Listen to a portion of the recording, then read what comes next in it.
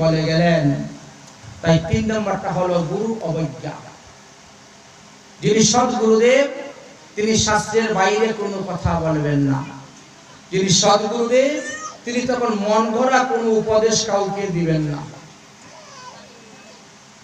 কাউকে উপদেশ দেন না। কারণ তারা শাস্ত্রের যা সুসিদ্ধান্ত সেটাই সমাজের সামনে তুলে ধরেন, জীবের কাছে তুলে ধরেন, যাতে এটাই তাদের কল্যাণ হয়। চতুর্থ নিয়ম, অপরাধটা কি আমাদের? বেদে যে সমস্ত ধর্মের কথা আলোচনা করেছেন তাহা পালন করতে পারলে ভালো, আর পালন না করতে পারলে নিন্দা করাটাও নাম অপরাধের মধ্যে পড়ে। বেদে আমাদের বর্ণ আশ্রম ধর্মের কথা বর্ণন করে গিয়েছেন, কিন্তু 4 বর্ণ আশ্রমী যদি কৃষ্ণ নাহি ভজে, স্বধর্ম করিলেও রৌরভে পড়িয়া মজে। আমাদের কেউ কেউ সুন্দর সুন্দর উদাহরণ দেন। কেউ বলেন কি, আরে মা বাবার থেকে বড় গুরু কে আছে? ঠিকই তো আছে। মা বাবা যদি তোমাকে হরিভজন উপদেশ দেয় তার থেকে বড় গুরু কেউ নেই। মা বাবা যদি তোমাকে হরিভজন থেকে বিমুখ করে ফিরিয়ে নিয়ে আসে, শাস্ত্রে বলছে মাতা শত্রু পিতা বৈরী। তোমাকে যদি হরিভজন করতে দেয় না, এই যে নারদ, দেবর্ষি নারদ, দেবর্ষি নারদের নাম ছিল দুঃখী। তার মা তাকে হরিবর্জন করতে দিত না। হরিবর্জন করতে গেলে হাত ধরে টেনে তুলে নিতেন, আরো কি করতেন, গালি দিতেন। সাধুরা আমার ছেলের মাথা নষ্ট করে গিয়েছে। সাধু নিন্দা কি সহ্য করা যায়? হে ভগবান, এটা মরে না কেন? দেবর্ষি নারদের মুখ থেকে বেরিয়ে গেল মায়ের প্রতি অভিশাপ বাক্য। সাধু নিন্দা করতেছে, বলছে সাধুরা আমার ছেলের মাথা নষ্ট করে দিয়ে চলে গেছে। এটা মরে না কেন? ভগবান শুনে ফেললেন। পরের দিনই সর্পাঘাতে মা মারা গেলেন। বড় সিদ্ধান্ত, গভীর তত্ত্বর দিকে আমরা প্রবেশ করতে হবে। আমরা অনেকেই আছি বলে আত্মায় চায় তাই খাই, কিন্তু আত্মা সম্পর্কে তার কোনো অভিজ্ঞতাই নেই। আত্মা যে কাকে বলে সেটাই জানে না। দেহের ভিতরে যে কটা আত্মা বসে আছে তাও জানে না। কোন আত্মার কিরকম বর্ণ, কিরকম রং, কিরকম স্বভাব, কিরকম আহার তাও জানে না। আত্মা সম্পর্কে কজন অভিজ্ঞতা লাভ করতে পেরেছে? বলছে আত্মায় চাই তাই খাই না। শাস্ত্রের এমন এমন সুসিদ্ধান্ত আছে, বলেছেন, বলছে মাছ মাংস দিয়ে আত্মীয় স্বজনকে পালার থেকে 2টা গরু পালা লাভ আছে। 2টা গরু পালা লাভ আছে। আমরা তো শাস্ত্রের গভীরে যাই না, আমরা শাস্ত্রের উপরে উপরে চলি। আরে সমুদ্রের উপরে যদি কেউ ঘুরে বেড়ায় কখনো হীরামণি মুক্তা পাবে না। হীরামণি মুক্তা পেতে গেলে সমুদ্রের গভীর জলে প্রবেশ করতে হবে।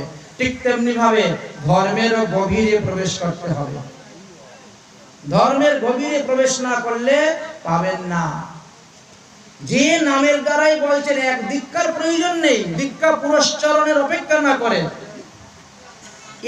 এই হরিনামের দ্বারাই কৃষ্ণকে পাওয়া যাবে, এই হরিনামের দ্বারাই প্রেমকে পাওয়া যাবে, প্রেম ভক্তি লাভ করা যাবে। কিন্তু কিভাবে না নিলে হবে সেটাও বলে গিয়েছে। আমরা যেভাবে নিচ্ছি ওভাবে নিলে তো আর এই হরিনামের দ্বারা প্রেম উদয় হবে না, আর কৃষ্ণকেও পাওয়া যাবে না। কৃষ্ণকে পেতে গেলে আমাদের তৃণাদপি সমুচেন তরুরূপ সহিষ্ণু, অমানিনা মানবেন কীর্তনীয় সদা হরি। কীর্তনিয়া নয়। ওই জায়গাতে মানুষ ভুল করে একটা আকার লাগিয়ে দেয়, ওখানে আকার লাগিয়ে দিয়ে দেয় কে বলে কীর্তনিয়া সদা হরি। তাহলে কীর্তনিয়ারা হরি হয়ে গেলেন? একটা জীব কোনো অবস্থায়ও ভগবান হতে পারবে না, যত সাধন করো, যত ভজন করো। কারণ জীব ভজন করে কখনো ভগবান হতে পারে না। এই জন্য কীর্তনিয়া সদা হরি এই কথা ভুল। লেখা আছে, মূল শ্লোক খুলে দেখবেন, কীর্তনীয় মানে হে জীব তোমরা সর্বদা হরি সংকীর্তন করো। কীর্তনীয় সদা হরি। আর ওখানে লোকে আকার লাগিয়ে দেয় কীর্তনিয়া সদা হরি, বাস। এখন যে 5 জন আসছেন কীর্তন করতে এরা হরি হয়ে গেলেন না, এরা হরি ভক্ত। হরির যদি সত্যিকারের ভক্ত হন, ঠিক ঠিক ভক্ত হন, আমার মতো সাজা গুজা ভক্ত নয়, মোটা মোটা মালা দিয়ে সেজে গেলাম, লম্বাটা টিকি টিকি রেখে দিলাম, কিনাত লম্বা, ওরকম নাই। আমার মতো হলে হবে না, বুঝেছেন? সাজা ভক্ত হলে কোনো দাম নেই। সত্যিকারে ঠিক ঠিক যদি আপনি ভক্ত হতে পারেন, তাহলে আপনার পূজাতেই ভগবান সন্তুষ্ট। ভগবান তো বলেই গেছেন, আমি হইতে আমার ভক্ত বড়। কিন্তু সাজা ভক্ত কখনো বড় নয়, সাজা ভক্ত কখনো বড় নয়। আপনারা রামায়ণ তো অনেকেই জানেন। আপনারা জানেন লক্ষ্মণ যখন শক্তিশালী করেছিল, তখন রাবণ পাঠিয়েছিলেন কাকে? কালনিমিকে। কালনিমি ভক্ত সেজেছিল না? বাবা, কি বড় রাম ভক্ত সেজেছিলেন, তা সবাই জানেন। তো রাম ভক্ত তো সেজেছিলেন, শেষে কি হলো? ভক্তের পরিণতি, ভক্তের পরিণতি কি হলো? শেষে ওই হনুমানের হাতে মায়ের খেতে খেতে খেতে খেতে মরতে হলো। ঠিক তেমনি ভাবে আমরা যদি নকল ভক্ত সাজে, নকল অভিনয় করে লোককে প্রতারণা করে ঠকাতে যাই, তাহলে নিজেই ঠকবো, নিজেই ঠকবো। যেভাবে ওই কালনেমি ঠকেছিলেন, কত সময়ের জন্য? কয়েক ঘন্টার জন্য তিনি সাধু সেজেছিলেন, আর বাকি তো আগে পিছে অসাধুর কাজ। এই জন্য শাস্ত্র আমাদেরকে শিক্ষা দিচ্ছেন কি দেখেন। তাহলে আমাদের এই হলো 4র্থ নাম্বার অপরাধ হরিনামের কাছে। এটা হলো আপনি নিজে মানতে পারছেন না, পালন করতে পারছেন না, ভালো, কিন্তু অন্যকে পালন করলে নিন্দা করতে যাবেন না। আপনি গলায় মালা দিচ্ছেন না, দিবেন না, কিন্তু অন্যকে গলায় মালা দিলে তার নিন্দা করতে যাবেন কেন? তার পরিহাস করতে যাবেন কেন? তার পরিহাসও করবেন, নিন্দাও করবেন, আপনি আবার উচ্চস্বরে হরিনামও করবেন। ভগবান বলবে আমি সহ্য করতে পারবো না। কেন? বলছে আমার ভক্ত আমারই পুজে, আমার ভক্ত না পুজে সেটা দাম্ভিক নহে মোর প্রসাদের পাত্র। এই জন্য ভগবান তাকে কৃপা করেন না। আমাদের 5 নম্বর অপরাধ হলো হরিনামের অর্থবাদ কল্পনা করা। হরিনামের অর্থের কথা আলোচনা করতে গিয়ে বললেন হরিনামের 2 প্রকার অর্থ আছে। একটি হলো মুখ্য অর্থ, একটি হলো গৌণ অর্থ। মুখ্য অর্থ কি? মুখ্য অর্থ হরিনামে প্রেম লাভ করা যায়। গৌণ অর্থ পাপ তাপ অপরাধ নাশ হয়ে যায়। পাপ তো নামাবাসী নাশ হয়ে যায়, অজামিন তো সাক্ষী আছে, নামাবাসী পাপের নাশ হয়ে যায়। তাই হরিনামের যে প্রকৃত অর্থের কথা শাস্ত্রে বর্ণন করে গিয়েছেন, এটাকে কখনো কল্পনা বা কাল্পনিক বলে মনে করবেন না।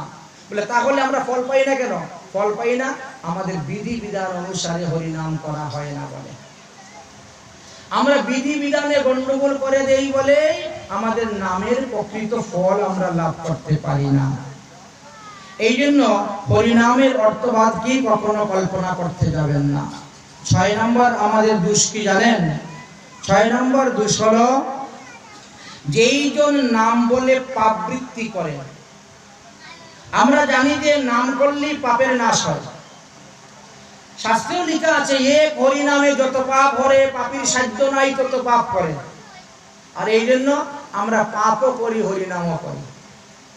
আজকে অধিকাংশ হিন্দু বাড়িতে দেখবেন মুরগির চাষ, পোল্ট্রি মুরগ, মুরগের ফার্ম।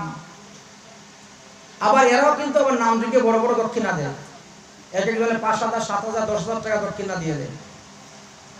তুমি কি মনে করো তোমার এই মুরগি কাটা অপরাধটাই হরিনামের 10,000 টাকা চান্দা দিয়ে মুক্ত হয়ে যাবে? কারণ তুমি তো নামে পাপ নাশ হয় তাই বলে চান্দাও দিচ্ছ, পাপও করে যাচ্ছ। তুমি আরো নাম প্রভুর কাছে বড় অপরাধী, নাম প্রভুর কাছে আরো বড় অপরাধী। কারণ তুমি নাম বলে পাপ করে যাচ্ছ। তুমি জানো নামের দ্বারা পাপ নাশ হয়? আমি পাপও করবো, নামও করবো, পাপও করবো, নামও করবো, কোনো ফল পাওয়া যায় না। আমার কথা নেই, শাস্ত্রের কথা। এই জন্য সৎ পথে থেকে অর্থ উপার্জন করো, সৎ পথে ব্যয় করো, ভগবানের নাম করো, অল্পতেই হয়ে যাবে, অল্পতেই। কেউ দেখবে সারা জীবন সাধন ভজন করে ভগবান পায় না, আর কেউ দেখবেন 5 বছর 3 বছর 5 মাসে ভগবান পেয়ে যায়। ধ্রুবের কথাই বলেন, ধ্রুব তো গুরুদেবের আদেশে বৃন্দাবনে গিয়ে মাত্র 5 মাস ভজন করলেন, 6 মাসে ভগবান পেয়ে গেলেন। যদি শুদ্ধভাবে আমরা অল্প করি এতেও আমাদের লাভ, আর অশুদ্ধভাবে বৃহৎ করলেও কোনো কাজ হবে না, শুধু অর্থ ব্যয় হবে আর সময় নষ্ট হবে। কারণ জীবনের সময় তো একদিন গেলেই তো চলে গেল, জীবন তো আমাদের একটা নির্দিষ্ট সময় নিয়ে এসেছি। এই জন্য আমাদেরকে আগে সাবধানের কথা বললেন। 7 নম্বর অপরাধ কি আমাদের? ধর্ম, ব্রত, দান, যজ্ঞাদি শুভ কর্মের সহিত নামের যে তুলনা করতে যায়। হরিনামের তুলনা করতে গিয়ে একাদশী ব্রতের সঙ্গে তুলনা করা যাবে না। হরিনামের ব্রত যজ্ঞ করতে গিয়ে অশ্বমেধ, গোমেধ, নরমেধ ইত্যাদির সঙ্গে বা অন্যান্য পুণ্যকর্মের সঙ্গে তুলনা করা যাবে না। কারণ হরিনাম তার থেকেও শ্রেষ্ঠ, তার থেকেও শ্রেষ্ঠ। এই জন্য অন্য ব্রতের সঙ্গে হরিনামের তুলনা যদি কেউ করতে যায় তাহলে সেখানে নাম প্রভুর কাছে অপরাধী হবে। 8 নম্বর নাম অপরাধ কি আমাদের? বলে শ্রদ্ধাহীন বা শ্রবণ বিমুখ ব্যক্তিকে নাম উপদেশ করা। যার নামের প্রতি শ্রদ্ধা নেই তাকে যদি হরিনাম উপদেশ দেওয়া যায় তথাপিও আমাদের অপরাধ হয়। এই জন্য আগ্রহী, শ্রদ্ধাশীল আগ্রহী জনকেই হরিনাম উপদেশ দিতে হয়। এটা সদ্গুরুদের লক্ষণ। গুরু মহারাজরা বলবে, দেখো বাবা, তোমাকে আমি সবকিছু দিলাম, কিন্তু আগ্রহ হয়ে যদি কেউ শ্রদ্ধাযুক্ত হয়ে তোমার কাছে আসে তবে তুমি তাকে নাম দিও না, হলে দিও না। এটা তো সব জায়গায় বলে গেছেন, গীতাতেও বলে গেছেন। ভগবান গীতা পাঠ করার পর বলেছে, খবরদার আমার ভক্তের নিকটে বলবে না। এই কথা এখানে কেন, ভাগবতেও বলে গেছেন, অন্যান্য জায়গায় বলে গেছেন। শ্রদ্ধাবিহীন বা শ্রবণ বিমুখ যারা, তাদের নিকটে নাম উপদেশ দেওয়াটাও একটা অপরাধ আমাদের হয়ে যায়। এই জন্য যারা গুরুর আসনে বসেছেন না, এদের মাথার মধ্যে বিরাট বড় একটা দায়িত্ব। কেন? শিষ্য যদি পাপ করে সেই পাপ গুরুকে বহন করতে হয়। এই জন্য সম্প্রদায় বৃদ্ধির জন্য যাকে তাকে দীক্ষা দিলে হবে না, বহু শিষ্য না করিবে। কেন নিষেধ করেছেন? এই জন্যই নিষেধ করে গিয়েছেন। আমাদের 9 নম্বর অপরাধ কি? 9 নম্বর অপরাধ হলো আমরা হরিনামের মহিমার কথা শ্রবণ করা সত্ত্বেও নামের প্রতি আমাদের শ্রদ্ধা বাড়ে না, নামের প্রতি আমাদের রুচি বাড়ে না। নামের প্রতি শ্রদ্ধা না বাড়লে, রুচি না বাড়লে সেখানে নাম অপরাধ। বলে না, আমাদের তো খুব বেড়েছে, আগে দিতাম অষ্টপ্রহর, এখন 16 প্রহর দিই। কিছু কিছু ক্ষেত্রে এরকম হয় তো না। যদি নামের প্রতি শ্রদ্ধা বাড়তো, রুচি বাড়তো, তাহলে তো নাম প্রভুর কৃপায় আপনার সংসারটা কৃষ্ণের সংসার হয়ে যেত। কিন্তু আপনার সংসার এখনো কৃষ্ণের সংসার হয় নাই, আপনার সংসারটা এখনো পশুর সংসারই রয়ে গেছে। কারণ মনুষ্যত্ব অর্জন করতে পারেন নাই, এখনো পশুত্ব রয়ে গেছে। তাই পশুর যা আহার তাই নিয়ে দৌড়াদৌড়ি ব্যস্ত, পশুর মতো আহার করে যাচ্ছি। 10 নম্বর আমাদের অপরাধ হলো হরিনামের মাহাত্ম্য শ্রবণ করিয়াও নাম গ্রহণ বিষয়ে প্রাধান্যতা না দেওয়া। আমাদেরকে উপদেশ দিলেন যে নামের প্রতি প্রাধান্যতা দেও। প্রাধান্যতা অর্থাৎ বেশি করে হরিনাম জপ করো, বেশি করে হরিনাম কীর্তন করো। অধিবাস শব্দটা হলো একটা বিশেষ কীর্তন পদ। 2 ভাবে ব্যাখ্যা করে গিয়েছেন এই গৌড়ীয় অভিধান, গৌড়ীয় বৈষ্ণব অভিধানে। প্রথমে বললেন যে অভিধান হলো একটা পদাবলী, পদ, অধিবাস। দ্বিতীয়ত বললেন এই গন্ধবাসের কথা, কারণ এইগুলি ভগবানের অঙ্গ থেকে উৎপন্ন হয়েছে। দেখবেন আমরা ধান দেই, তিল দেই, হরিতকি দেই, পান দেই, সুপারি দেই। এই প্রতিটা বস্তু এরা সাধন ভজন করে ভগবানের দাসত্ব লাভ করে ভগবানের সেবার অধিকার পেয়েছেন। এই জন্য এদের ছাড়া ভগবানের সেবা হয় না, পূজা হয় না, এদেরকে দিতে হয়, এটা বিধান। আমাদের তিন ধরনের দেবতাদের তিন ধরনের মত আছে। ভগবান শ্রীকৃষ্ণ হলেন ভাবগ্রাহী, উনি ভাব শুদ্ধ দেখেন, উনি কখনো মন্ত্র শুদ্ধর দিকে দেখেন না, বা ক্রিয়া মুদ্রা দিকে ভগবানের নজর নেই। ভগবানের নজর হলো আপনার ভাব, আপনার ভক্তির উপর। দেবতাদের নজর হইল আপনার মন্ত্র শুদ্ধের উপর। তোমার ভাব থাকুক আর না থাকুক, মন্ত্র শুদ্ধ হইলে ঠিক ফল পাবে। আর যদি ভাব আপনার ঠিক আছে, মন্ত্র ভুল আছে, বললেন না, তাহলে তুমি মন্ত্রের বিপরীত অর্থই পাবে। মন্ত্র ভুল করলে দেবতারা কখনো শুদ্ধ ফল দিবে না। এমন কোন দেবতা দেখেন আপনারা দেখাতে পারবেন না। কারণ ত্বষ্টার পুত্র বিশ্বরূপ যখন মারা গেলেন, ত্বষ্টা তো যজ্ঞ করলেন, ইন্দ্র শত্রু বিদস্ততাম শব্দের উচ্চারণ করতে গিয়ে ইন্দ্রকে মারতে পারে এমন পুত্র জন্ম নেব, তার পরিবর্তে হয়ে গেল ইন্দ্রের হাতে মারা যাবে এমন ছেলে জন্ম নেব। ওখানে কি ভাবের প্রভাব ছিল না ভক্তির অভাব ছিল? যতই ভাব থাকুক, যতই ভক্তি থাকুক, যদি ওখানে মন্ত্রের ভুল হয়, আপনাকে ভুল ফল ভোগ করতে হবে। এটা দেবতাদের ক্ষেত্রে, কিন্তু ভগবান কৃষ্ণের ক্ষেত্রে এটা নয়, বিষ্ণুর ক্ষেত্রে। কেউ যদি গিয়ে বলে বিষ্ণায় নমঃ, ভগবান রাজি। কেউ যদি বলে বিষ্ণুবে নমঃ, তাতেও রাজি। কারণ ভাব দেখেন, ভাবগ্রাহী জনার্দন। আবার আমাদের পিতৃপুরুষটা আবার উল্টা, পিতৃপুরুষরা দেখে বিধি। আপনি ওইভাবে পিণ্ডি দান করলে পিতৃপুরুষ খাবে না, পিণ্ডি এইভাবে দিতে হবে। পিতৃপুরুষরা দেখেন বিধি। এই জন্য পিতৃযজ্ঞই করেন, আর দেবযজ্ঞই করেন, আর নামযজ্ঞ মহাপ্রভুর যজ্ঞই করেন। প্রত্যেকটারই এক একটা বিধি বিধান দেওয়া আছে। আমাদের মহাজনগণ সর্বশাস্ত্র মন্থন করে তারা এই সমস্ত তৈরি করে দিয়ে গিয়েছেন। সেই পথটা মেনে যদি আপনারা করেন, তা আপনাদেরই লাভ। আর না করলে অর্থ ব্যয়, সময় ব্যয়, শ্রম ব্যয়, ফল কিছুই হবে না। তাহলে এই কথাই জানিয়ে আজকের মতন ভাগবতীয় কথা এখানে বিশ্রাম দিচ্ছি। যদক্করম পদবষ্টং ভাত্রাহীনশ্চ যদ্ভবেৎ তৎসর্বক্ষমতাং দেবং প্রসিদ্ধং পরমেশ্বরং। ওম সর্বে ভবন্তু সুখিনঃ সর্বে সন্তু নিরাময়া সর্বে ভদ্রাণি পশ্যন্তি মা কশ্চিৎ দুঃখভাগ ভবেৎ। ওম শান্তি, ওম শান্তি, ওম শান্তি।